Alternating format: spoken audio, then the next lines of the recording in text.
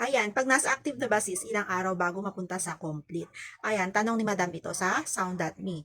Ayan, kung Sound.me user kayo, ayan, kung bago lang kayo, gusto nyo i-download, ayan, download the app. Legit earning app to ha. Ayan, use my code to get for higher campaign mga sisi ko. At don't forget to like, follow, share po ng ating video. Ayan, para lagi tayo updated sa ating mga tutorial about Sound.me. So, ayun, ito na nga, sasagutin ko na ang tanong ni Madam. Ayan, kapag nakagawa na kayo ng campaign nyo, mapupunta na siya sa active. Ayan, mga sisi ko. Meron po siyang deadline. Yes, may deadline po siya. Kapag natapos nyo na yung deadline at meron na kayong mga views, kikita na rin kayo doon. Ayan, okay lang naman na hindi nyo matarget yung views nyo. Ayan, kikita pa rin kayo. Don't worry, mga sisi ko. Ayan, kapag na-target nyo na, ayan, kapag natapos nyo na yung deadline, ayan, within 3 days po, ayan, 3 days na po yung pinakamatagal bago siya mapunta sa complete.